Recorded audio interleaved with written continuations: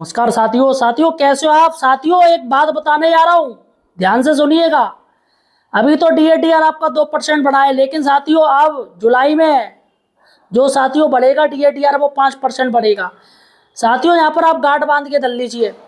जी हाँ साथियों, 0.6% की बढ़ोतरी दर्ज की गई है दोस्तों महंगाई में। और मैं आपको बता दूं कि यहाँ पर इस बार डंके की चोट पर साथियों 5% डीएडीआर सरकार को हर हाल में बढ़ाना पड़ेगा। आंकड़े पूरा दिखाऊंगा, पूरा समझाऊंगा आपको आंकड़े। आप कहोगे हाँ सर बिल्कुल सही बात है, इस बार 5% डीएडीआर मिलेगा, जो कि एक सम्माननीय डीएडीआर है। अभी तो 2% दे दिया, बहुत बड़ा एहसान कर दिया पेंशनरों के ऊपर गवर्नमेंट ने, जो इतना लेट डीएडीआर अनाउंसमेंट किया।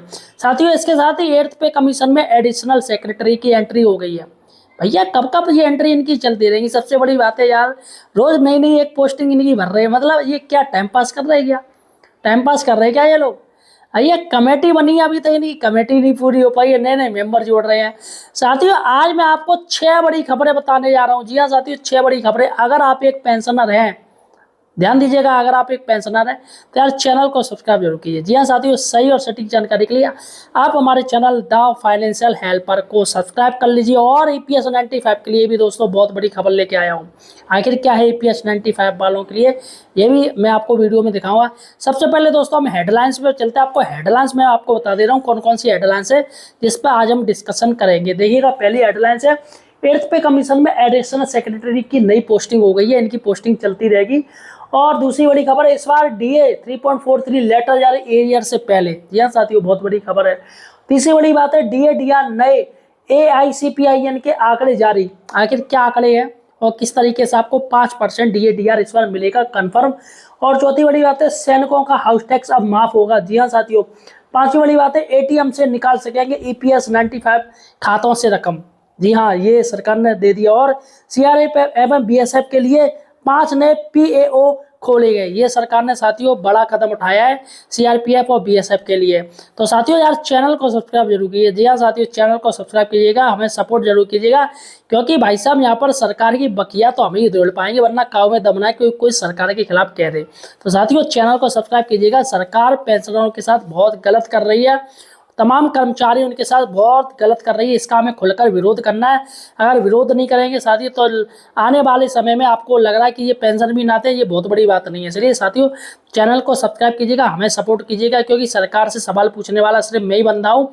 पूरे यूट्यूब में कोई सरकार के खिलाफ बोलता ही नहीं है। जितने भी पेंशनर की वीडियो डाल रहे हैं आप देखिएगा, कोई भी कुछ अगर बोल रहा हो तो मुझे जरूर बताइएगा कि कौन क्या कह रहा है सरकार के खिलाफ।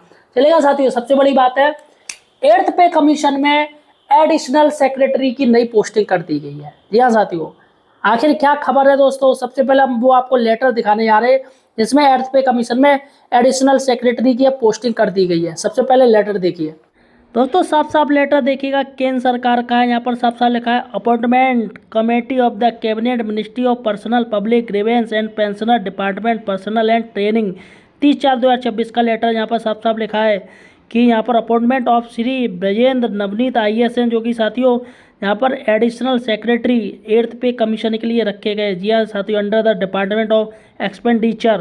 तो यहाँ पर साफ साफ दिया देखिएगा दोस्तों, 30/4/2024 का लेटर है। मनीष सक्सेना जी हैं साथियों सेक्रेटरी अपॉइंट इन्होंने किया है।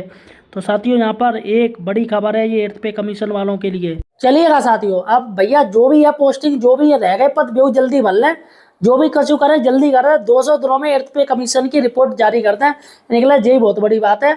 और ये इनकी पोस्टिंग तो चलती रहेगी। दूसरी बड़ी बात है, इस बार डीए दोस्तों 3.43। जी हाँ साथियों, लेटर जारी है एरियर से पहले दोस्तों, ये आपको 3.43 का डीए मिलेगा। सबसे पहले ये न्यूज क्या कह रही है, हम न्यूज पर चलते हैं, आपको न्यूज दिखा दे रहे कि न्यूज क्या कह रही है। तो हर महीने एआईसीपीआई के आंकड़े जारी होते हैं। वो आंकड़े 30/4/2026 को जारी हो चुके हैं एआईसीपीआई के। इसमें 0.6 की बढ़ोतरी हुई है। ये आंकड़े जो हैं 149.1 पर पहुंच चुके हैं।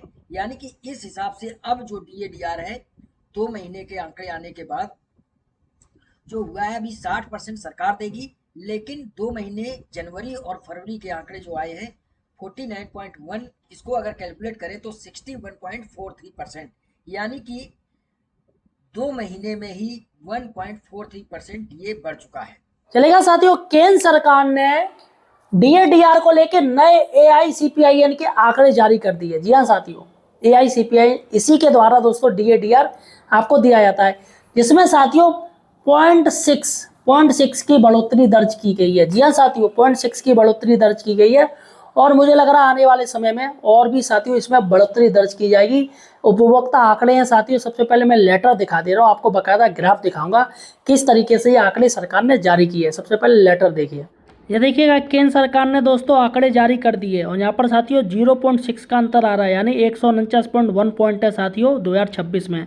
अगर हम मार्च की बात करें, मार्च 2026 में 4.27 था और इन मार्च 2025 की बात करें तो मार्च 2025 में था 2.95। यहाँ पर ये ग्राफ देखिएगा। तो यहाँ पर साथियों अगर यही आंकड़े चलते रहे तो साथियों जुलाई में जो DADR होगा साथियों उसमें आराम से 5% की बढ़ोतरी हो जाएगी। जी हाँ साथियों, यहाँ पर ये देखिएगा पूरा ग्राफ दिया है और ग्राफ में साफ साफ आप देख रहे हो। जी हाँ साथियों 4.27, तो यहाँ पर काफ़ी अंतर आ गया। 0.6 का अंतर दोस्तों 2 महीनों में ही आ गया, जो कि बहुत बड़ी बात है। चलिएगा अब एक और ग्राफ देखिएगा साथियों, देखिएगा यहाँ पर फरवरी और मार्च का ये अंतर आप नज़र आ रहा है। देखिएगा यहाँ पर फूड और ये कितना 151.1 है और यहाँ पर 151.6 का अंतर यहाँ पर आप साफ साफ दे रहे हो। ऐसे ही पान, सुपारी और तम्बाकू में 171.7, यहाँ पर 172.9। तो यहाँ पर साथियों ये देखिएगा जनरल है जो 148.5 आ रहा है 2026 यानी फरवरी में, और मार्च में 149.1। तो यहाँ पर साथियों साफ साफ आप अंतर देख रहे हो, काफ़ी अंतर है साथियों। 0.6 का अंतर साफ साफ चल रहा है, देखिएगा साथियों। चलेगा साथियों, अब चलते हैं अपनी चौथी बड़ी खबर पर। जी हाँ, सैनिकों का हाउस टैक्स माफ होगा। जी हाँ साथियों, एक खबर आई है हमारे पास कि सैनिकों का जो कि हाउस टैक्स है वो सरकार माफ करेगी। सबसे पहले हम देखते हैं क्या खबर है। % मकान कर छूट की मंजूरी दे दी है। बता दें जो भी चंडीगढ़ में पूर्व सैनिक या सैनिक रहते हैं, उनके परिवार के लोग रहते हैं, तो उन्हें ये छूट दी जाएगी। चंडीगढ़ नगर निगम की आम सभा ने आज पूर्व सैनिकों को 100% मकान छूट में राहत देने का एजेंडा पारित किया है, जिसमें बड़ी राहत मिली है।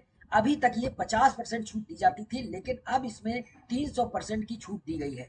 इसमें वर्तमान में पूर्व सैनिक जो अपने आश्रित जीवन साथी के साथ संयुक्त रूप से आवासीय संपत्ति के मालिक हैं, 300 वर्ग गज तक की संपत्ति में गृह कर 50% की छूट दी जाती थी, इसे बढ़ाकर 300% कर दिया गया है। पड़ोसी राज्यों में भी ऐसा लागू है, इसलिए चंडीगढ़ प्रशासन ने भी ये फैसला लिया है, 100% अब मकान कर में छूट दी जाएगी। चलेगा साथियों, अब हम चलते हैं अपनी पांचवी बड़ी खबर पर। ATM से निकाल सकेंगे EPS 95 खातों से रकम। भैया रकम EPS वालों के लिए तो ऐसा लग रहा है जैसे लाखों की रकम है। हजार रुपये, 900 रुपये सरकार पेंशन दे रही है। अरे शर्म करो यार, मोदी सरकार शर्म करो। पेंशनरों की पेंशन मत मांगो, ये गरीब लोग हैं, इनकी आप पेंशन मार रहे हो। नेताओं की कभी पेंशन बंद करी है? अब बताइए साथियों, सरकार को इन्होंने पैसा दिया, EPS 95 में इन्होंने पैसा दिया, लेकिन गवर्नमेंट इन्हें क्या महीने में दे रही है? 900 रुपया, 1000 रुपया एहसान कर रही है। और क्या दे रही है? वही ब्याज दे रही है, पैसा इकट्ठा हो गया उसका ब्याज दे रही है। तो यहाँ पर साथियों इनकी EPS 95 वालों की जो मांग है वो 7500 रुपये है। और मैं कह रहा हूँ 10,000 तो कर दो, 10,000 मांगे लेकिन 7500 रुपये आप महीना दे दो, यही बहुत बड़ी बात है। फिलहाल साथियों एक न्यूज आई है इनके लिए कि जो ATM से भी अभी अपनी EPS की रकम निकाल सकेंगे। सबसे पहले ये न्यूज़ देखिएगा, न्यूज़ क्या कह रही है। दोस्तों न्यूज आई है अगले माह ATM से जरिए EPF खाते से निकाल सकेंगे रकम। जी हाँ साथियों, यहाँ पर EPF पर घोषित 8.25% ब्याज का बड़ा इंतजार। EPF को ATM से लिंक करने के साथ UPI से भी जोड़ा जा रहा है, जल्दी ट्रांसफ़र हो सकेगा पैसा। न्यूज़ देख लीजिए, ATM कार्ड के माध्यम से EPF खाते से रकम निकालना जल्दी हकीकत बन जाएगा। कर्मचारी भविष्य निधि संगठन EPFO ने अपने सदस्यों की यह सुविधा देने की तकनीकी और ढांचागत तैयारी पूरी कर ली है। संकेत मिल रहा है कि मोदी सरकार के तीसरे कार्यकाल को दूसरी वर्षगांठ से जुड़े आयोजनों के दौरान अगले माह यह सेवा लॉन्च की जा सकती है। सबसे बड़ी बात है कि आप सेवा ये कर लें वो कर लें। EPS 95 वालों को 7500 रुपये पेंशन कम मिलेगी, ये सरकार ज़रूर बताए, सबसे बड़ी ये बात है।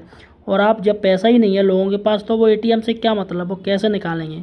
देखिए आगामी 26 मई को मोदी सरकार के कार्यकाल के 12 वर्ष पूरे हो रहे हैं और मंत्रालय इस महत्वपूर्ण सुविधा को लॉन्च कर प्रधानमंत्री के हाथों कराने का प्रयास कर रहा है, जिससे कि इलेक्शन में फ़ायदा मिल सके। हाँ, ये हो सकता है कि सरकार कुछ EPS 95 वालों को 26 मई को कुछ दे दे, तो बात अलग है साथियों। और यहाँ पर सबसे बड़ी बात है कि यहाँ पर ब्याज की भी बात हो रही है। EPF की ओर से वर्ष 2025-26 के लिए घोषित 8.2% ब्याज को 7 करोड़ सदस्यों के खातों में जमा कराने के लिए श्रम मंत्रालय को अभी वित्त मंत्रालय की मंजूरी का इंतजार है। तो यहाँ पर साथियों उम्मीद है कि ये लोग 8.25% का ब्याज दे दें, तो यही बहुत बड़ी बात है साथियों। चलिएगा साथियों, उम्मीद करता हूँ कि ये सरकार पे थोड़ी अकल आए, बुद्धि आए, ईपीएस वालों को फायदा दे। छठवीं बड़ी खबर है, सीआरपीएफ एवं बीएसएफ के लिए 5 नए पीएओ खोले गए। जी हाँ साथियों, यहाँ पर सीआरपीएफ की तरफ 3 खोले गए हैं और बीएसएफ के लिए 2 साथियों पीएओ खोले गए हैं। सबसे पहले मैं आपको वो लेटर दिखा दे रहा हूँ जो वित्त मंत्रालय की तरफ से लेटर जारी किया गया है, जो ट्रेजरी की तरफ से लेटर जारी किया गया है कि इनके सीआरपीएफ के लिए 3 है और बीएसएफ के लिए 2 पीएओ खोले गए हैं। सबसे पहले लेटर देखिए साथियों, 1 तारीख का ये लेटर 1/4/2026 का देखिएगा। भारत सरकार वित्त मंत्रालय विभाग महालेखा नियंत्रक कार्यालय महालेखा नियंत्रक भवन जीपीओ सब कुछ है इसमें। The assistant control of accounts PRCCA में होम अफेयर्स फ्लोर ये बिल्डिंग है। यहाँ पर देखिएगा सब्जेक्ट देखिएगा, opening of 3 new POS 4 CRPF and 2 POS BSF under the controller code 018 home affairs register. तो यहाँ पर साथियों देखिएगा, ये यहाँ पर इन्होंने सरकारी की तरफ से जो कि 3 PO है वो CRPF के लिए और 2 है PAO है वो BSF के लिए।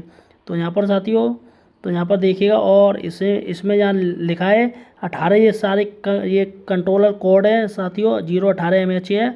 और POS ये यहाँ पर नाम लिखे PAO जोधपुर में है और गांधीनगर में, जयपुर में है, मुंबई में है और चंडीगढ़ में है। तो यहाँ पर इन्होंने खोले हैं। तो अगर देखा जाए तो 1-2 राज्यों में ही है, कोई ज़्यादा नहीं है, 2-3 राज्यों में है। तो यहाँ पर ये BSF की सुविधा के लिए और CRPF की सुविधा के लिए साथियों ये खोले गए हैं। और पूरा का पूरा लेटर है 9/4/2026 का, इसमें साथियों साइन किए गए हैं और वरिष्ठ लेखा अधिकारी जी की तरफ से साथियों ये खोल दिए गए हैं और पूरा लेटर जारी कर दिया गया है। तो फिलहाल साथियों ये थी आपकी 6 बड़ी खबरें। साथियों आपको क्या लग रहा है, क्या सरकार 4 का फिटमेंट फैक्टर देगी? जी हाँ साथियों, जो मांग की जा रही 3.83 से लेके 4 का फिटमेंट फैक्टर मांगा जा रहा है, क्या लग रहा है, क्या सरकार फिटमेंट फैक्टर आपको देगी या नहीं देगी? मुझे कमेंट सेक्शन में बताइएगा। चैनल को सब्सक्राइब कीजिए। धन्यवाद।